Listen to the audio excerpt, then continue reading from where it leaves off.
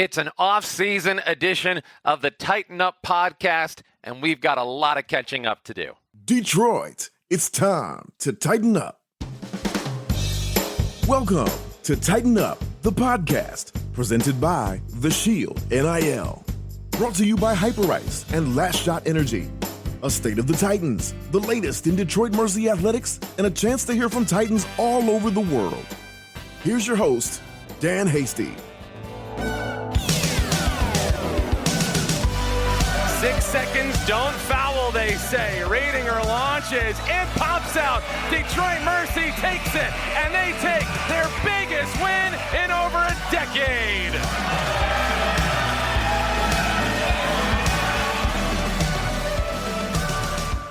Welcome in, everybody. Another edition of the Tighten Up podcast. Well, we sort of had to space them out a little bit, and going into this season, of course, when everything went as far as it did in the Horizon League tournament, we had a couple of emergency sessions of Tighten Up, and we had to save one last one to just set the table and preview what is to come this coming season. And hasn't there been a ton of news from Detroit Mercy and its men's basketball team? There's a lot to get through, but let me just set the table for you for what's coming up on today's podcast. We're going to catch up on everything that's gone on in this offseason. Yes, we're going to talk about the APR ban, and we're going to really dive into what that means and maybe just kind of offer some possible perspective on everything that is included within that. So we're going to get to that in a minute.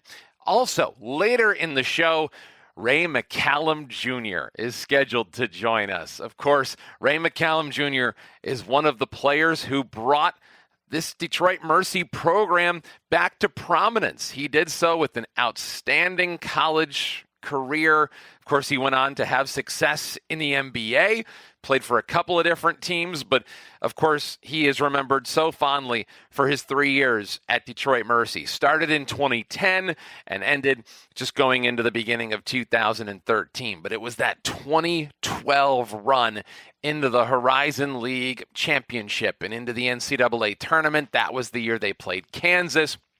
And there's so many names on that team. When you go back and you look, you see Chase Simon and Doug Anderson, Eli Holman, Evan Bruinsma, just to name a few.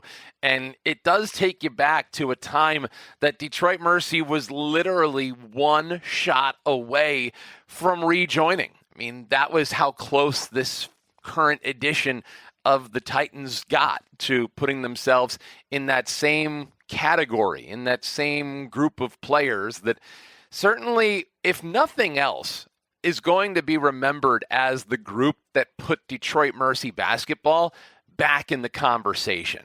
You know, they were picked to finish closer to the bottom of the Horizon League than they were to do anything in the postseason. And then they galvanized. They found that chemistry, and things started to work well for them. Now, as the offseason has gone on and has progressed, of course, we have seen some player movement. And I imagine, and I'm sure you understand it as well, in the current climate of college basketball, this is the price of success. And a couple of players were able to find some great opportunities at a couple of other places, and now we can talk about those here. TJ Nadeau, of course, one of the great three-point shooters that Detroit Mercy has had in recent years, recent decades for that matter.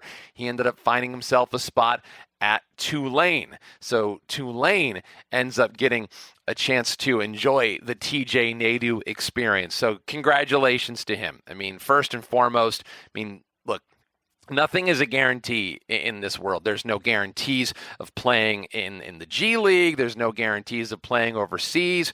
You could hurt yourself. You could have something happen, and next thing you know, you can't monetize that possibility. And in this current climate, you can't really fault anybody for doing that. So, TJ Nadeau, he ends up finding an opportunity at Tulane, and how ironic is it? We're talking to Ray McCallum Jr. coming up on this episode of Tighten Up. His dad, the former Titans coach, is an assistant coach on Tulane's staff. So clearly, Ray McCallum Sr. still paying attention to Titans basketball. and it's a great addition. I mean, we all know how good he was over the course of the last 2 years and how much he blossomed over the course of this past season. So congratulations to him.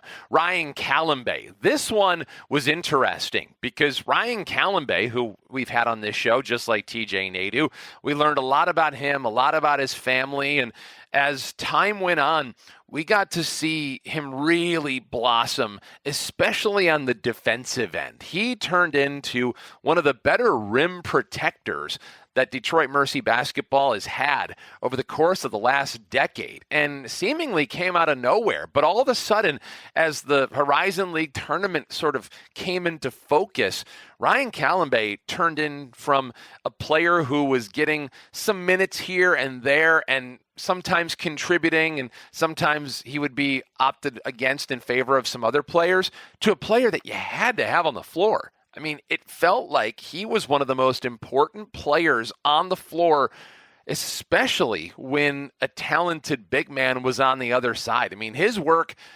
against some of the great players in the Robert Morris game especially comes to mind. That was one of the ones that really stood out, because when you end up seeing a game like that, you're going up against really talented bigs. I mean, I think about Nicholas Chidakudis, for example, who was really, really good. Deshaun Good, speaking of good, he was also there, and he had to deal with Ryan Calambay. They had to deal with those guys, and look, they are probably head and shoulders some of the best big men in the conference. So just to have someone who can hold their own against them, you know, I looked at Calambay's numbers from that Robert Morris game. They don't stand out in terms of offense, but everything else is a reminder as to why the Titans were able to win that game. He only had 2 points. He didn't even make a field goal in that game, but he had 7 rebounds, 3 steals, 2 blocks. By the way, 4 of those 7 boards were on the offensive end, and he played 36 minutes. Only Orlando Lovejoy played more in that game, the all-important game with the season on the line for Titans basketball. So clearly there's a whole lot, and it's St. Bonaventure. That's the team that clearly noticed what he was doing and decided to make a run at him, and were able to pick him up and add him to their roster. So that's a big addition, and especially considering the fact that you're getting him in his junior season, going into his junior season. You know, the numbers don't jump off the page, 4 points, 5 rebounds a game, but we saw it. We can all say we saw it. And over the course of the last couple of weeks of that season, we started to really think, okay, Ryan Calambay is not just another piece. He is a focal piece, a focal point of what the Titans could be next season. But as you could see, it got so much attention that a school like St. Bonaventure came calling, and Ryan Calambay now finds himself in a similar spot to TJ Nadeau with a golden opportunity that you just can't pass up. So again, the price of success. And there will be players that end up coming over to Detroit Mercy. We've already seen a handful of transfer additions, but I don't know if it's going to be as big as we initially thought it could be. Of course, they're losing guys like Legend Jeter and Orlando Lovejoy and Jared Larry, guys that are going to be graduating, and the Titans will have to pick up for some of that slack some way or another. And of course, they do have some names that are probably ready to fill into those big spots. You think about Lance Stone, he's coming back. Tyler Spratt, he's coming back. I mean, there are some really talented pieces who flashed some big moments last year. And I think we can feel pretty comfortable in the fact that the Titans are in good hands. And this year is going to be a very big prove-it year for a couple of those guys we just mentioned. Looking forward to seeing what that looks like. We're going to get into that a little bit more, but I kind of want to just off the top just talk about those guys because we appreciated so much the contributions for the program of guys like TJ Nadeau, great family, great kid, Ryan Calambay, just outstanding character guys. And, you know, they did so many things on and off the court that really helped propel the Titans back into competitiveness, back into relevancy. And regardless of the fact that they leave, I mean, I choose to want to think of them for all the good that they did as members of the Titans. So there's a lot of new players coming in as well, and I want to get to that in a minute. But first, let's talk about the APR ban. That, of course, is something that everybody's been talking about. Detroit Mercy and APR, we've already seen this story before. So the Titans not able to be in the postseason coming in this year. Now, I want to be specific about that because they are facing a postseason ban. It didn't say what kind of postseason ban. There is still a chance that the Titans are still permitted to participate in the Horizon League tournament. Now, if they do, there is a chance that the Horizon League may not award them, or I guess in this case, they may not be permitted to go to the NCAA tournament, even if they did win the Horizon League. So then that becomes another conversation of do you want to do it? But they're facing a postseason ban next season because the program did not meet the benchmark for the academic progress rate. So it's certainly a tough blow in a lot of ways. But I want to mention this, and I think there's a couple of points that are really important about this. Usually we're into our conversation with somebody right now, but there's just too much stuff to catch up on. You know, Detroit Mercy, they graduated over 90%. And this rule, this APR rule, it's old. It's out of date. I mean, what's the word? Antiquated? What's going on now with transfer portal changes the entire dynamic on APR. It needs to be calculated better. With NIL, rosters completely turn over year after year, and it puts schools like this one, and it makes them susceptible to an unnecessary and unjust penalty. There's graduate students. That also has an effect. It just doesn't fit the college basketball landscape in its current form. Is there a way to optimize it? I think there is. But let's remember this. This isn't any way, shape, or form a reflection on Mark Montgomery. This goes back years. The Mike Davis era, to be exact. The same thing that coaching staff had to deal with once upon a time. I will tell you this. I think this has a chance to be a watershed moment for college basketball. You can't save this penalty for a school like ours to make an example out of somebody when you and I both know that this would never happen at a big school, at a Power 5 or a Power 6 school. It would never happen. Detroit Mercy would be completely justified in pushing back on this and challenging this because it no longer fits. I feel like we should look up silly old laws that are somehow still on the books.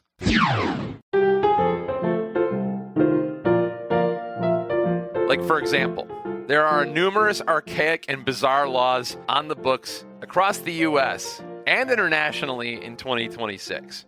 They are often unenforced, but technically are still valid. And according to the Pacific Grove Unified School District, who put this article together, these are some of the weird old laws that are still on the books. In Alaska, it is illegal to whisper in someone's ear while they are moose hunting. Here's one in New York. Eating peanuts while walking backward during a concert is illegal. And here's another good one. In Maryland, fortune telling is illegal and can even be classified as a misdemeanor. See, we don't enforce some of these things. We don't enforce all of these things because it's common sense. But when the landscape changes, should we be bound to the mistakes of previous situations and history? Or should we learn from it? And should we become better for it? It's really important to remember why we're in this situation, because a lot of this is done in the spirit of maintaining competitiveness. There really wasn't a lot of this that was born out of apathy towards academics. That's not Detroit Mercy. Never has been, and it never will be. If anything, they actually make you earn a degree. I mean, you got to degree, and a lot of kids just graduated the other day. Detroit Mercy put up some great posts on social media. Highly recommend you go take a look at it. When you get one of those from that school, it means something. But no, there are so few instances, if any, of complete apathy towards academics. It just doesn't happen. The reason that they're in this spot is because of roster turnover, primarily because of roster turnover. And you can't expect any school, especially a mid-major, to keep that type of continuity. Just not something we see in today's day and age. All right, but enough about that. That's the APR. I guess, if anything, I would just caution you that I think this is still an open situation. I don't think this situation is over. There could certainly be an opportunity, and I would have to imagine that that would have a ton of support around college athletics. They would have an army of teams behind them trying to support a movement to make sure that this doesn't happen to any other undeserving school. All that being said, let's talk about some of the players that we will see end up in a Titans uniform going in the next season. By the way, Detroit Mercy Athletics announced a strategic partnership with Dietz Sports and Entertainment to enhance brand positioning and corporate partnerships and generate new revenue streams. That's awesome. That's great news. And that's something that I think we've been waiting to hear about for a long time. And that's going to make things even better. I mean, you think about the building itself. Calihan Hall has seen the improvements over the course of the last couple of years. Even as a matter of fact, there's a Titan Suite preview coming up on June 18th. So if you're listening to this before June 18th from 5 to 8 p.m., go to Calihan and see the newly renovated Titan Suite. But it'll serve as the exclusive sports marketing agency for Detroit Mercy Athletics. It's going to do a lot to help the school, the coaches, the staff, and the student athletes. Now, what kind of players do we see playing men's basketball next season? Well, they didn't have to go too far. Wayne State, outstanding scorer over there. Jordan Briggs committed to the Titans. 3 years there, averaged almost 11 points a game. His most recent season, first team in his conference, that's the GLIAC, 17 points a game. Shot 42% from the field, 44 triples, 8 games of 20 or more. Was also a 2-time honoree, speaking of the APR, on the GLIAC All-Academic Excellence team. And he played his prep at Muskegon High School.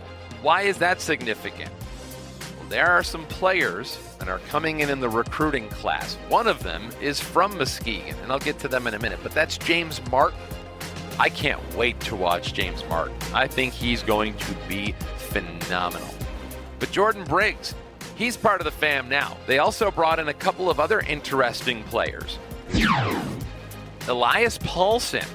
You know, we talked a lot about TJ Nadeau. And, last year, there was a player that we didn't really get a chance to talk a whole lot about because an early season injury sort of derailed the season, but he's back again going into this coming season.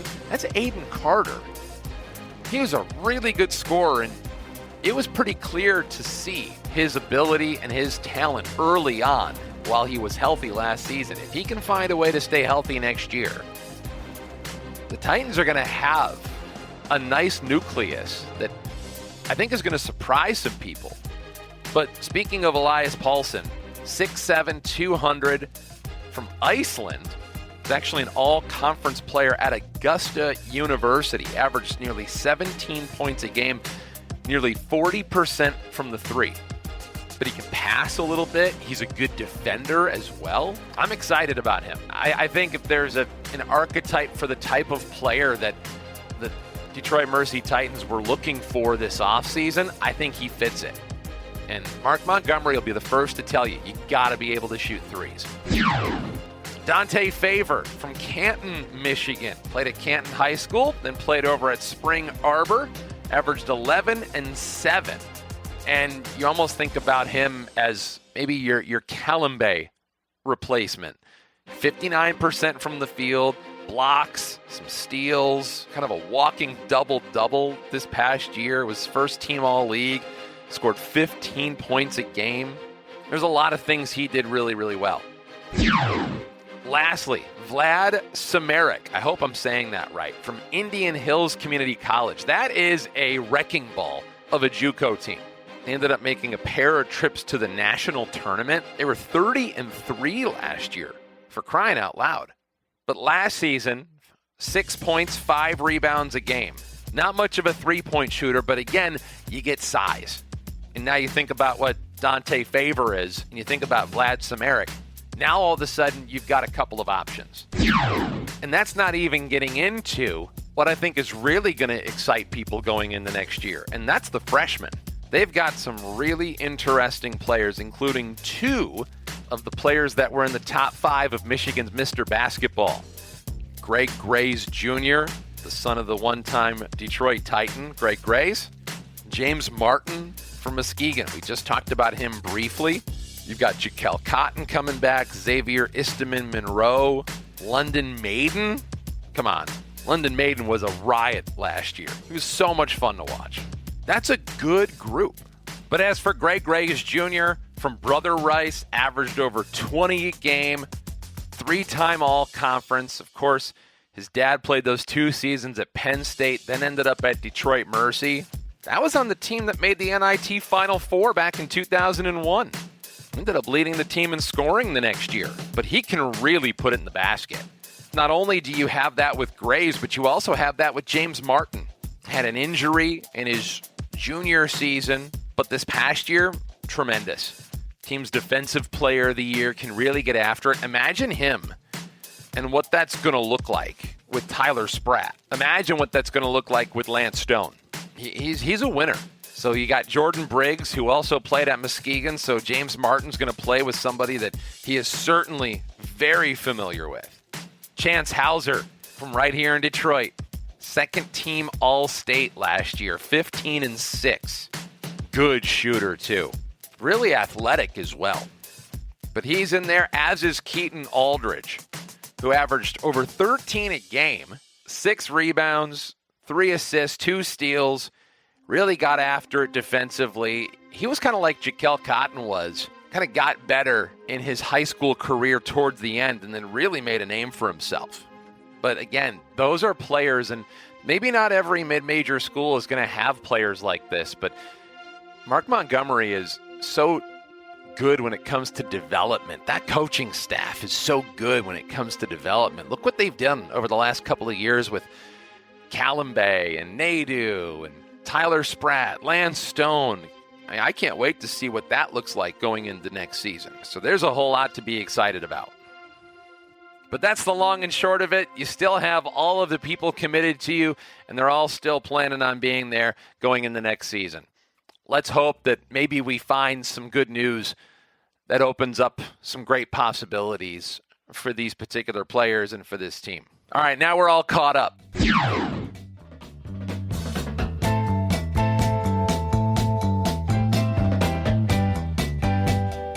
And without further ado, now we get a chance to hear from somebody that we haven't had the chance to hear from the last couple of years. Somebody who made their mark on Detroit Mercy basketball on the program. The last time that Detroit Mercy was competing in the NCAA tournament, they were doing so because of Ray McCallum Jr. He had some help, no doubt about it. But Ray McCallum Jr., an NBA-level talent, multiple seasons in the NBA, and a ton to be proud of. And of course, a family that is going to be forever linked with Detroit Mercy Titans basketball. He joins us on this edition of Tighten Up, the podcast. Enjoy.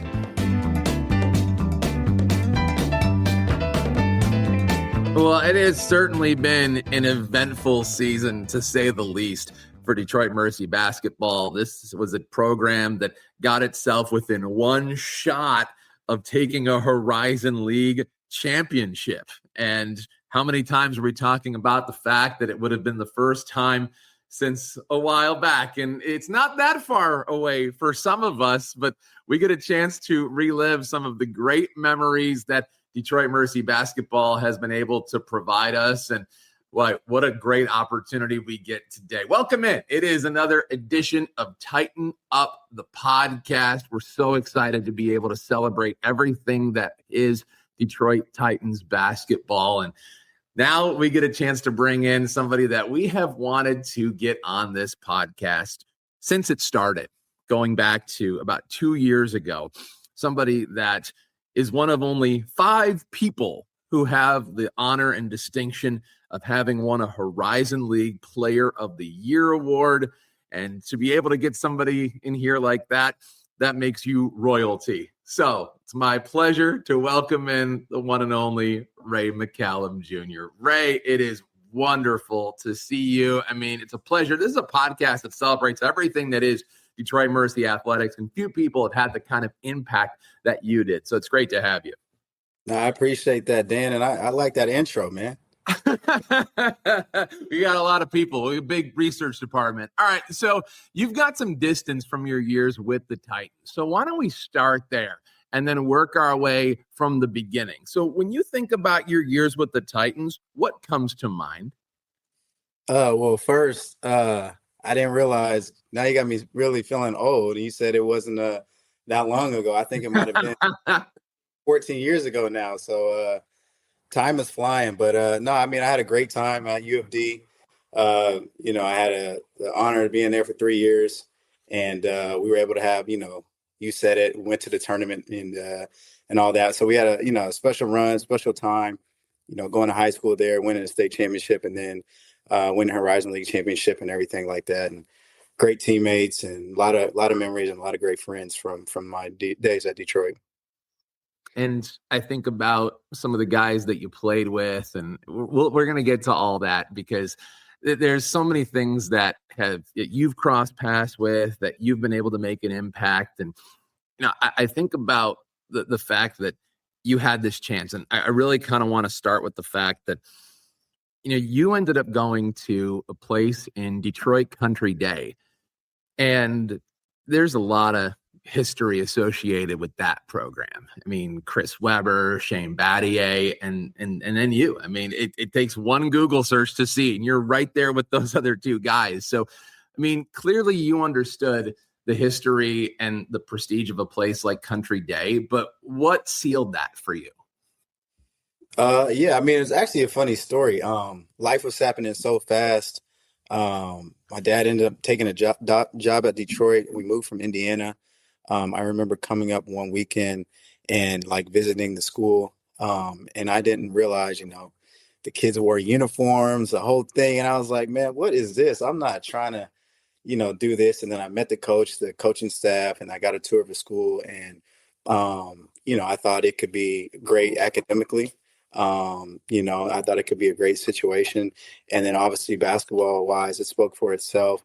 I knew right away when I met Coach Keener, my goal was to try to be one of the best players in high school and, get a scholarship in college and hopefully one day be able to, try to make it to the NBA. And all the great players that have come through that program and that school, it just prepares you academically, and it just prepares you to be like a young man and all the challenges you might face. And at the time, 15, 16 years old, I had no idea. But, looking back, it was a great choice to go to Detroit Country Day and, helped me out a lot. Still able to use a lot of things I learned from my days in high school, and I wouldn't change it for the world. So Country Day goes well, and then you end up getting offers from just about anybody who's anybody in college basketball. UCLA, Arizona, Oklahoma, Florida, and you choose Detroit. Now, because of that alone, you become the exception to the rule. So I'm dying to know about your recruitment. How do you tell that story? Yeah, it was very interesting. Leading up to that year, I would put Detroit on my top 5 schools just for my dad and try to help them get some notoriety and whatnot. I didn't really think personally I was going to go there. I took the visits to all the schools that you named. And then I had a really good senior year. And I was fortunate. We won the state championship. I played in the McDonald's All-American game. And mind you, my dad, I think he talked to me like in the fall and then again in the winter about, coming to play for him, but it wasn't like a long conversation. It wasn't any like pressure or anything. And then I remember I did the McDonald's game, and then we went to Indiana for the Final Four.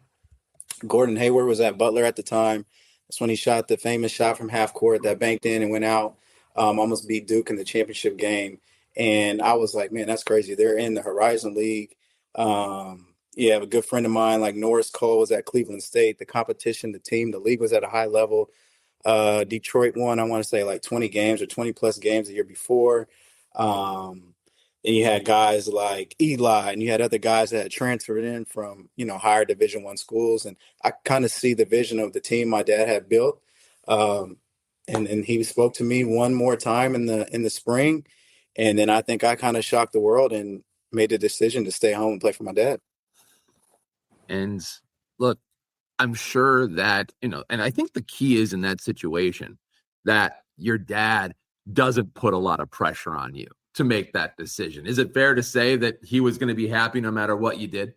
Yeah, I mean, he came on a couple of the visits. I want to say UCLA, Arizona. He went to those because he knew, I think those were the two schools I was like really seriously considering. And then, all the Billy Donovan, Ben Howland, Sean Miller, all these guys were coming to the house and sitting down in the living room, and we were eating and hanging out, and they're, sitting across from my mom and my dad, telling my parents how bad they wanted me to come to the school and the plan and the vision they had for me. So I'm sure that was probably a little strange back then. And, but he was like a normal dad and supported everything and gave me all the advice in the world. And like I said, and we only talked about Detroit 3 times, and that's all it took. So how did the visions look at the other schools? Because, it's probably not a guarantee that you can come in the way you came in at Detroit. You're a starter from day one, right? So yeah. How did the visions differ depending on the different schools? I would say the difference is you never know what you're going to expect anywhere, right? So when you're being recruited in high school, obviously everyone's telling you everything that you want to hear and the whole thing. I would say my situation was kind of unique just because both of the schools really actually needed a point guard. They kind of had a guy there, but he was either a senior or they had like a guy that was more of a combo. And then just because I was kind of highly talented, highly ranked, I think, and then for sure when I played in McDonald's game, like the pressure on the schools kind of like intensified, like, we really want you. Then it was, you're going to start and the whole thing. But for me, it was just I just knew what I was going to get at Detroit. Like, I knew I was going to get challenged every day. My ultimate goal was try to make it to the NBA. I looked at it at the end of the day. It's like these other coaches, they don't really know me like that, and my son knows better than my father. I knew he was going to challenge me and push me in every way to try to help me get to the NBA. And like you said, you just don't know. A coach can promise you something. I could have gone to UCLA. I could have gone to Arizona, Florida, you name it. And I could have been not even getting playing time like that. Situations like that happen to a lot of my friends, and, they went to the wrong school, wasn't the right fit. And then now your path is kind of derailed a little bit. So it was definitely a tough decision though, because Sean Miller is somebody I knew for a very long time, trusted him. Ben Howland, he was coming to see me almost every week. I don't know. So I do believe that they had a plan for me, but we'll never know because, I will say, when your dad is the one who is making you the promises, he sort of has to keep them. He doesn't really have a choice, does he? Yeah. That McDonald's game, who was in your class? Who'd you play in that game with? So Kyrie Irving was in the game. Pistons, Tobias Harris was in the game. Guys like, I'm trying to name the guys that are still playing in the NBA. Harrison Barnes was in the game as well. One of the biggest names at the time was Jared Sellinger. You had Michigan State's Keith Appling was in the game, also from Detroit. Adrian Payne, who went to Michigan State. Deshaun Thomas went to Ohio State. Tristan Thompson, Corey Joseph. Like, it was a good class. It was a good group. Reggie Bullock, who also played for the Pistons. There was a lot of guys. We had Brandon Knight was also in there, who played for the Pistons. So everyone ended up going to play for the Pistons. So, it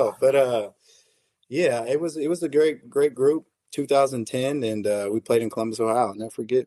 And you also signed with the Pistons once upon a time as well. All right. So when it comes to those other schools, I mean, obviously you picked Detroit.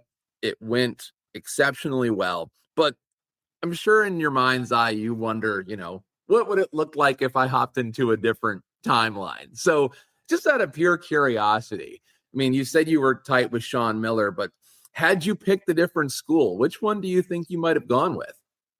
Yeah, that's a tough one. I don't know because it was gonna either be UCLA or Arizona. Um, UCLA was recruiting one of my best friends who's now coaching at Creighton, Trey Ziegler, who also stayed home, played for his dad at Central Michigan. Wait, timeout. Trey's coaching at Creighton now? Yeah, he's coaching at Creighton now. He's been there for like 3 years. Yeah. Get out of town. Oh my gosh. I remember when his dad was over at Central Michigan. Yeah, yeah. And so we were like supposed to be a package deal to go to UCLA, but then I don't know. I also really liked Arizona. My main goal was to get to the NBA. UCLA had a long list of history of point guards that went to the NBA. Arizona, they called Point Guard U. So, I mean, it was definitely tough. Same conference.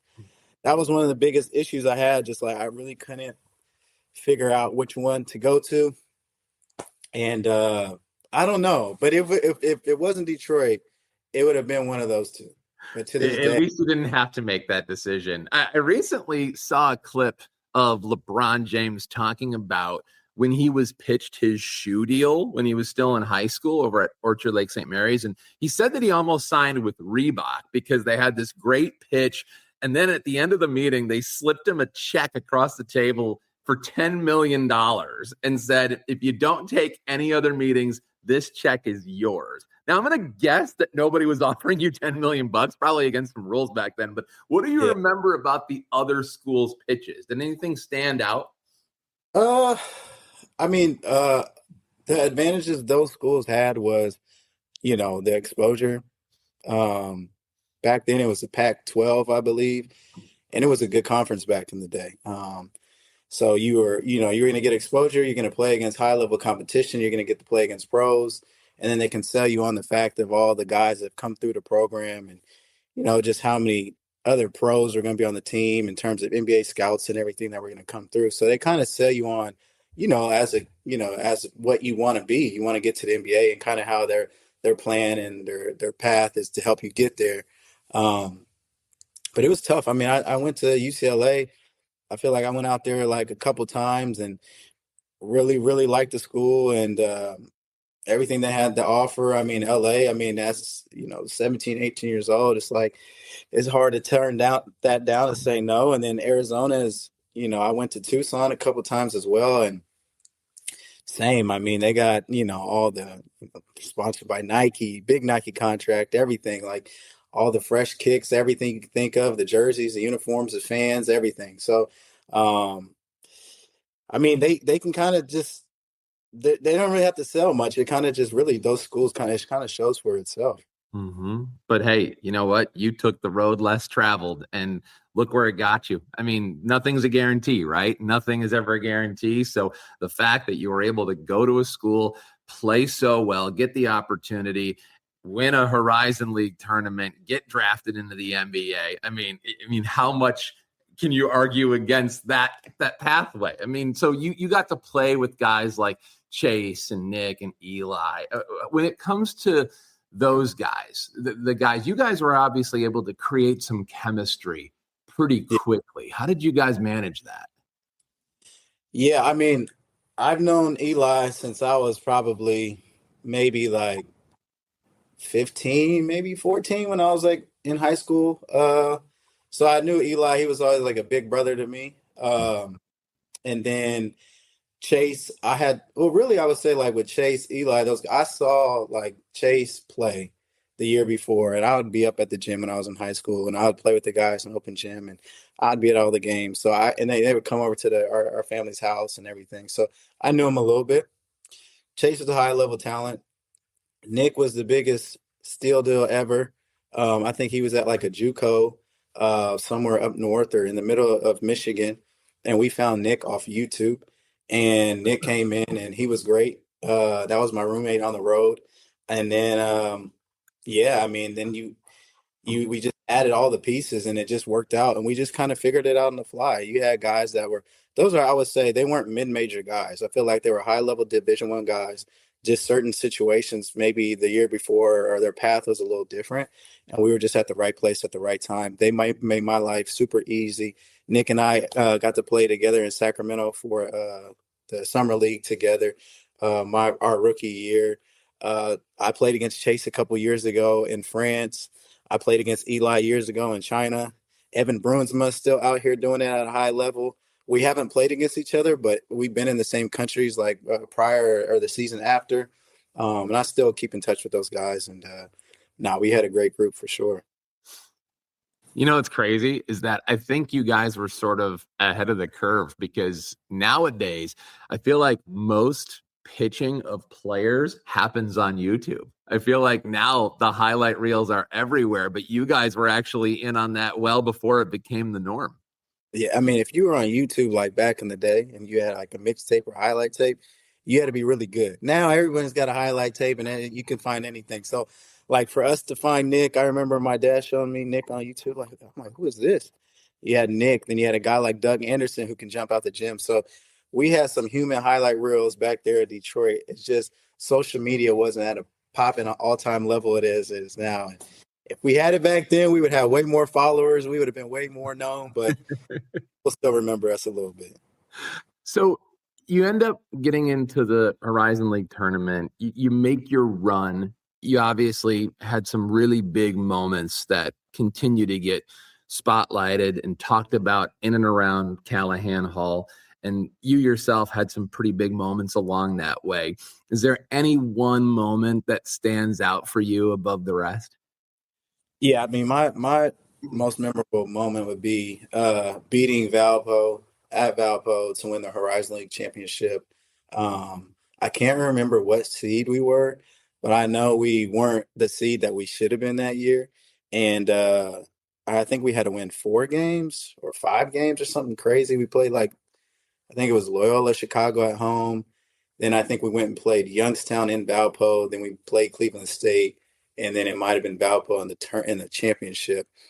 So yeah, 4 games, and I remember that day like it was yesterday. I'll never forget. We had a team meeting then maybe the night or two before, like when we got to the tournament, and that's why we won, because everyone just wanted to sacrifice their role to do whatever it was to help the team. And guys, want to score, guys, whatever I want to be a defender. I want to do this. We have Marcus Lowe. He wanted to block every shot. Donovan Foster wanted to pick up all the guards and make it havoc. And everyone just bought into play together. For all we needed was, 3 days to come together as a group. And I'll never forget the team meeting that we had, and we were able to figure it out, and we went out there and took care of business. Loyola, Youngstown State, Cleveland State, Valpo, and it looks like the last 3 of those games were all at Valpo. So talk about having to go into enemy territory. Holy smokes. Yeah. I mean, because the first game was at home, we won, and then we went down to Valpo, and I'll never forget, we stayed at this little old hotel, and we just locked in, and we played like maybe one day off, or maybe every day, and like maybe there was one day in between. I can't remember, but we were ready. We knew that year we had the team to compete, and I think Butler might have still been in the conference, or they left or something, but they had a down year. They weren't the Butler that they were prior the year before. So we knew it was our time. We knew Valpo, they won the conference and the whole thing, but we knew we were better than them. They had Ryan Brokoff, who was a great player. He was the conference player of the year that year.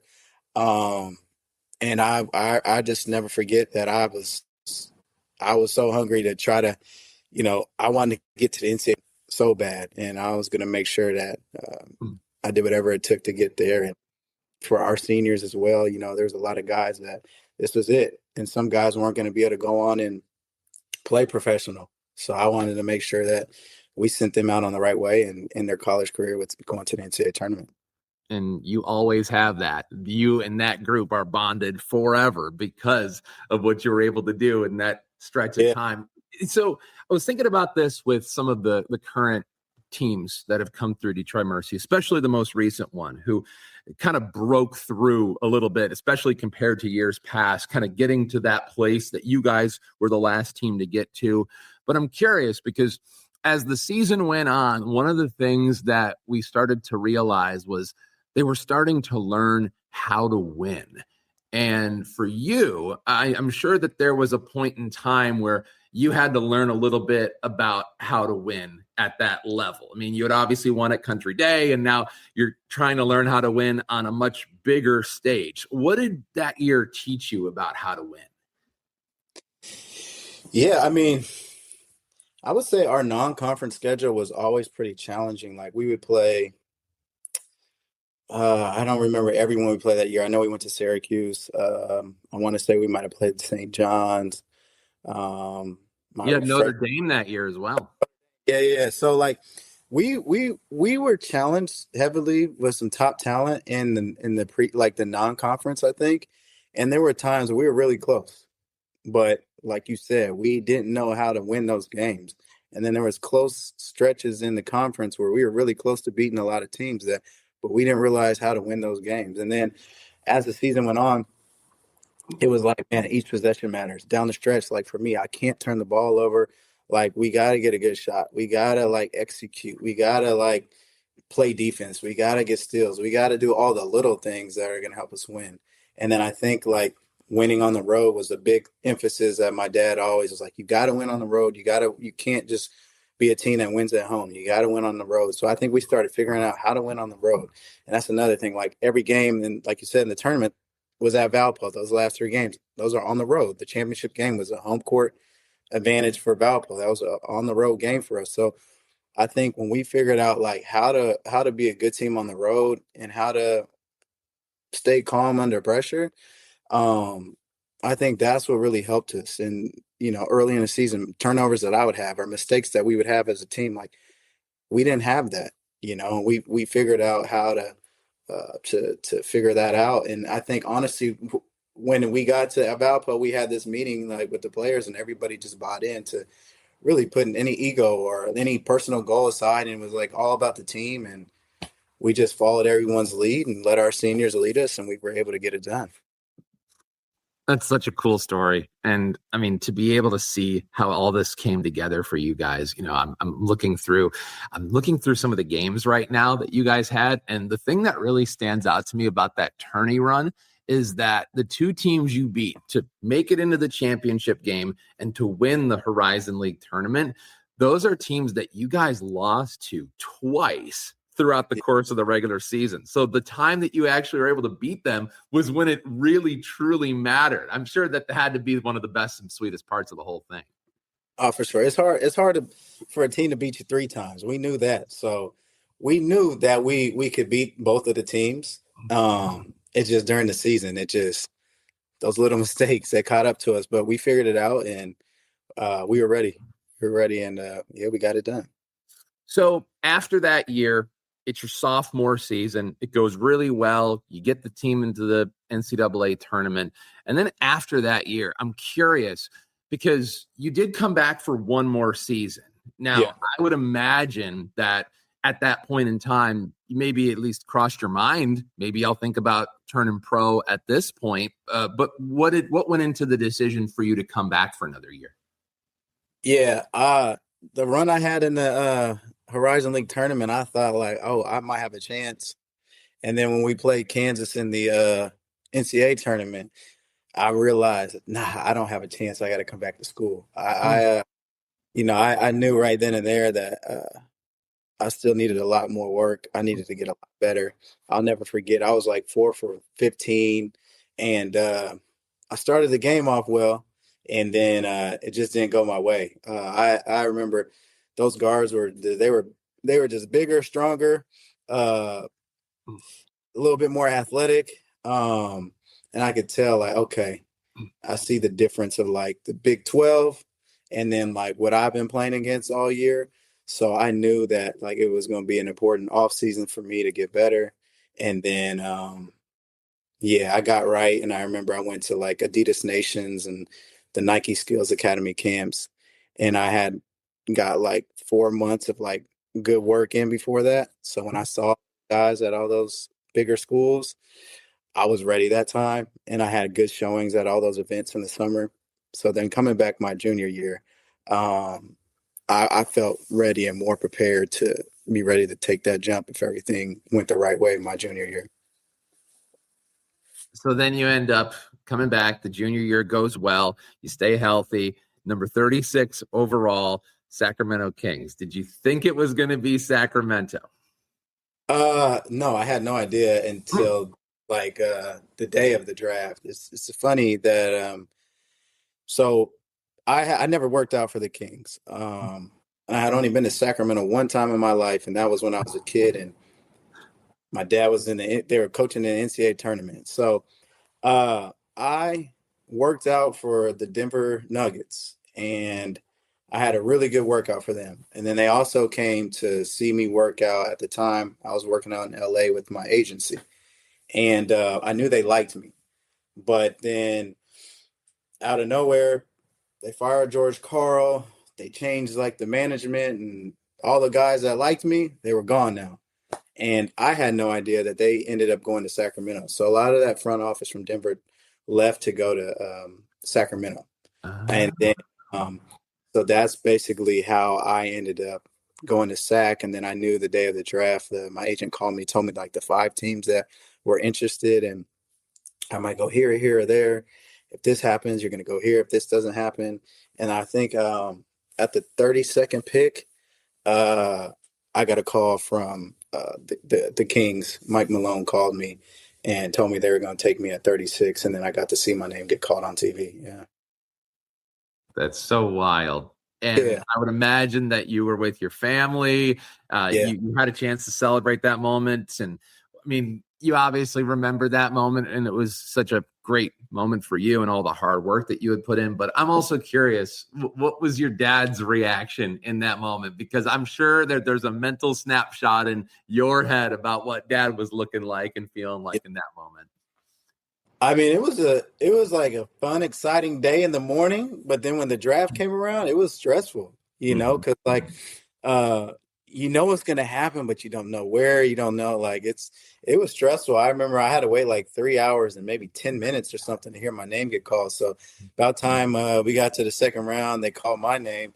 I mean, my dad was grinning from ear to ear. I know he was super excited. I think my mom, my sister, they might have been crying, and I mean, it was, one of the best days of my life. And it was definitely a great memory to have with the family. What was your first kind of pinch yourself moment when you were in the league? I mean, whether it was a guy across from you or a teammate, was there one guy in particular? I would say, I think when I went to SAC and I did the press conference, it was just like I never did a press conference on that level. I mean, I remember committing to U of D on like ESPN, and it was just a camera in front of me, and there was my family in like the other room, so there was like no pressure. This one was like, oh, okay, like you had all the media there.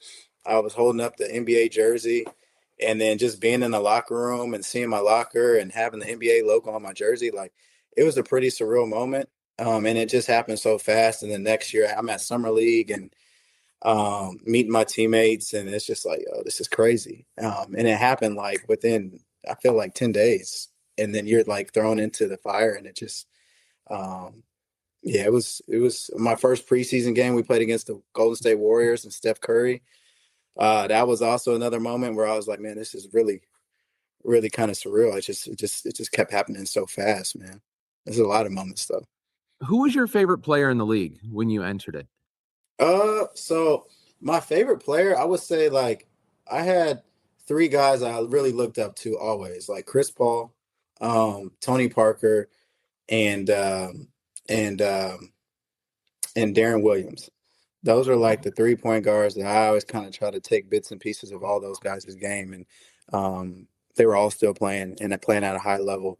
when I entered the league. So I got a chance to play against all of them.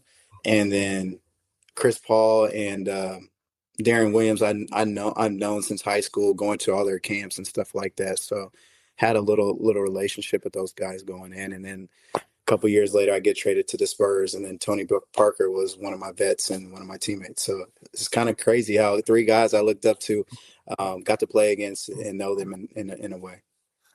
So I know there was 3 seasons for you in the association, but I don't know if it's a guarantee that the answer to this will be from one of those years. But what would you consider the best game you ever played?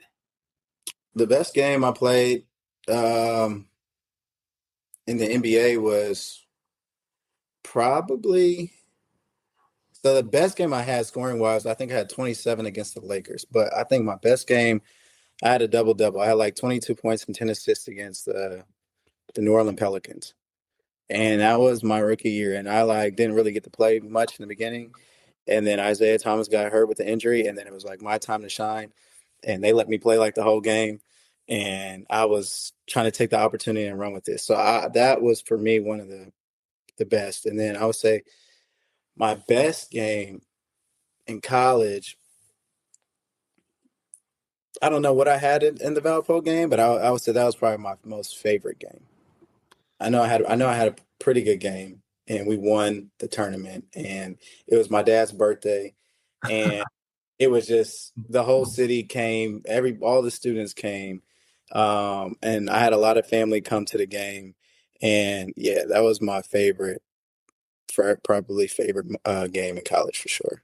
Well, don't worry, because we can tell you 39 minutes in that championship game against Valpo, 10 of 16 from the floor, 21 with 6 rebounds and 4 steals, by the way, as well. So I can see why you think that, because you were getting it done on both sides. Yeah, it was a lot of emotions in that game too. So it was a fun one. So let's talk a little bit about what we saw after the NBA and how you made the decision to go overseas. How did that come about for you? Yeah, I mean, I wish I could have stayed in the NBA. My last year was kind of crazy. I bounced around. I was made the team in Detroit for a second. Then I got waived and went down to Grand Rapids, played in the D League at the time. Then I got called up to the Charlotte Hornets, which nobody really knows. I never played, but I was there for like 2 months, and that was like my last year. So it was like, I didn't play, but I played in the D League, and I played well. I had to go to summer league that summer, and it was just not it. I was in a situation where, I went for like 4 games. I barely played. In the 2 years before, I won the MVP of the championship game. So I was like, man, this isn't adding up. Then the NBA came up with this thing now, which is a 2-way contract. I had too many years of service, so I could not sign a 2-way.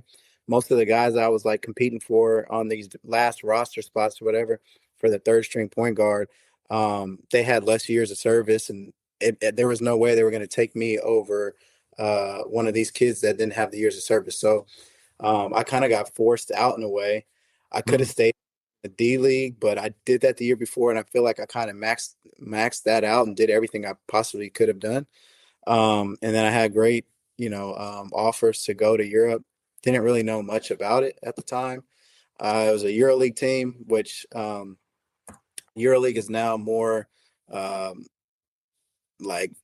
people understand what it is a little bit more now in the States, I think, with social media, and you can understand like Luka Doncic and a lot of these guys what they're doing in the NBA now. They came from EuroLeague. So went over to Spain, and I thought, I'll go here for a year, play well, and come right back to the NBA. And then now looking back, this is year 13. I've been overseas now, man, like 8 years. So it's crazy. I never thought I would be over here this long, and it's taken me on a journey that I never ever saw happening. Yeah, you're a man of the world now. You got a lot of stamps on that passport at this point. What's your favorite spot that you've been? So I would say, like, living wise, Spain was amazing. I lived in Spain twice. The league is really good, high level.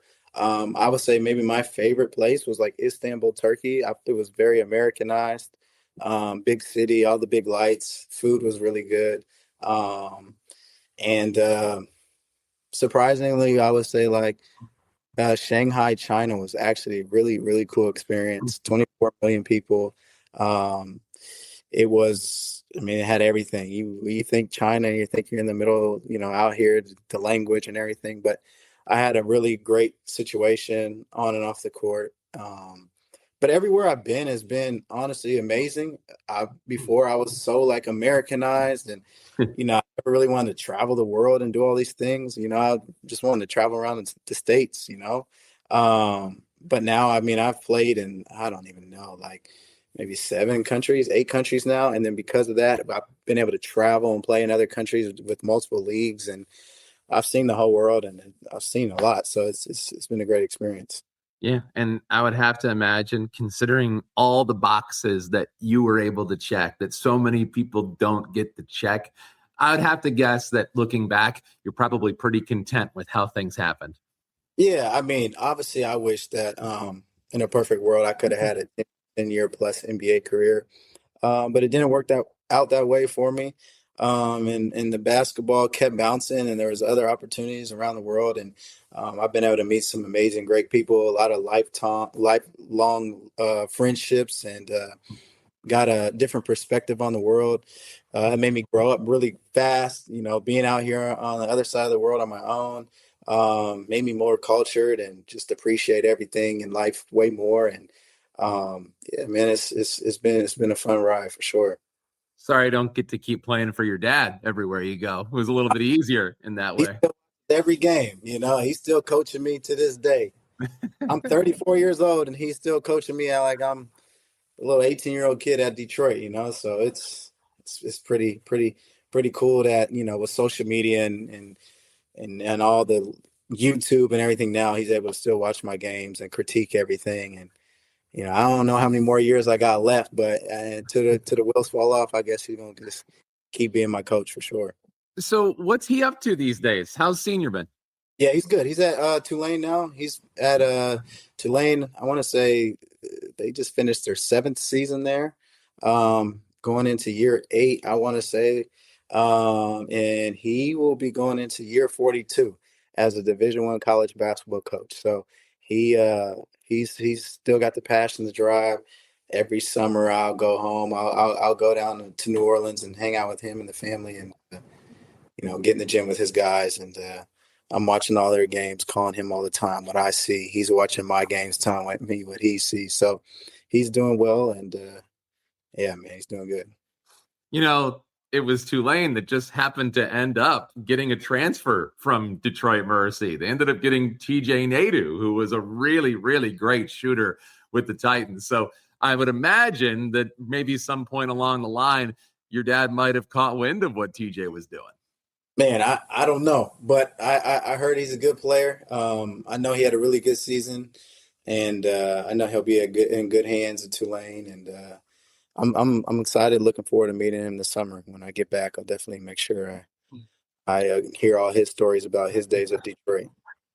How wild was it to see that father and son dynamic back at Detroit Mercy? Because of course it was you and your dad, and then after a couple of years, it became Mike Davis and his son Antoine. Yeah, it was cool to see, especially at same father son duo at the same school.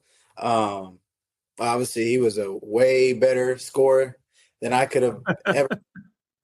Put up a lot of points, so I got to, follow that from a distance, and was rooting for him, hoping he was gonna, get the record. And I was watching, and I mean, it was I knew who Mike Davis was back when he was coaching, when I was a kid, when he was coaching at Indiana, and yeah, I mean, I thought it was cool to see that for sure.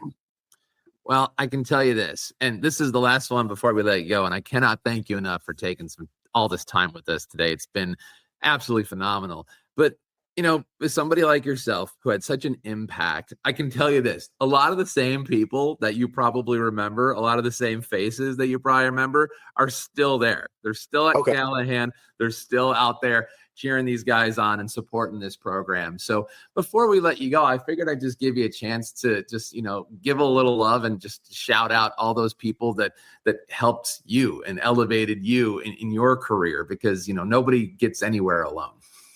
Yeah, I mean, it's been a lot. I mean, so many names. I gotta, thank every uh, faculty member, teacher, um, all the coaches that were there, all my teammates, allowing me to come in and to be myself, allowing my teammates and the coaches and everybody to allow me to come in and play my game. And, it all started there.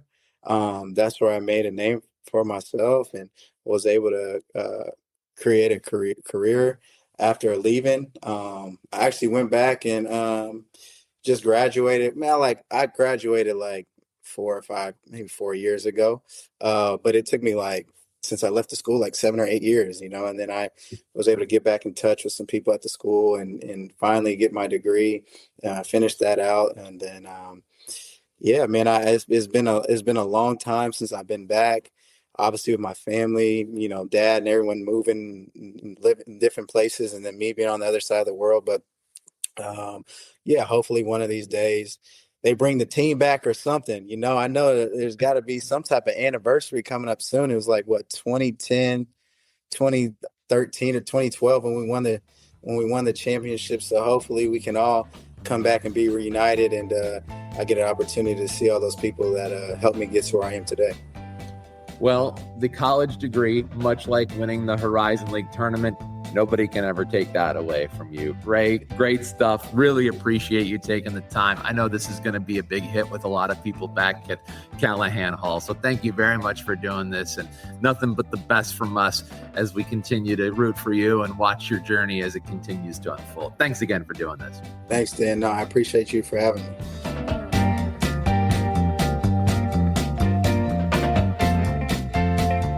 And that was our conversation with the great Ray McCallum Jr. Again, look, this has been a fun year, Detroit Mercy basketball. I don't want the story with APR or anything like that to dampen what is all kinds of momentum for this program. They still have so much to be proud of, and I really hope that we find out some good news, because again, I don't think the chapter is closed on this particular conversation as of yet. So we will keep our fingers crossed, and if we have anything more to report for you on that front, we certainly will as we go through our last edition. For a little while, we'll take our summer vacation on Tighten Up the Podcast, and then we'll come back when we have some more as we get you ready. Probably a season preview not too far around the corner, as we enjoy everything that is and what this is going to look like under year 3 of Mark Montgomery. That's been Tighten Up the Podcast. Thank you so much for listening. Again, you can find out more information if you find The Shield on social media, The Shield NIL. Again, a huge thanks to everybody at Detroit Mercy. A huge thanks to everybody at The Shield, to the players, the coaches, the parents. What a memorable run it was. Hopefully we can do it all again next season, and have it count for that matter. This has been Tighten Up the Podcast. We'll see you next time. Thank you for listening to another episode of Tighten Up the Podcast. Join our community at The Shield on theshieldnil.org and follow us on X and Instagram at The Shield NIL.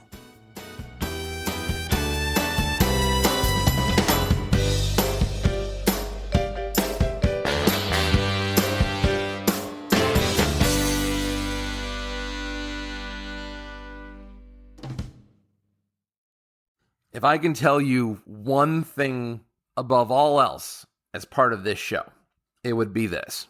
If you're unfamiliar, if you haven't done it before, join the community at The Shield Online. It's online at theshieldnil.org. That's theshieldnil.org.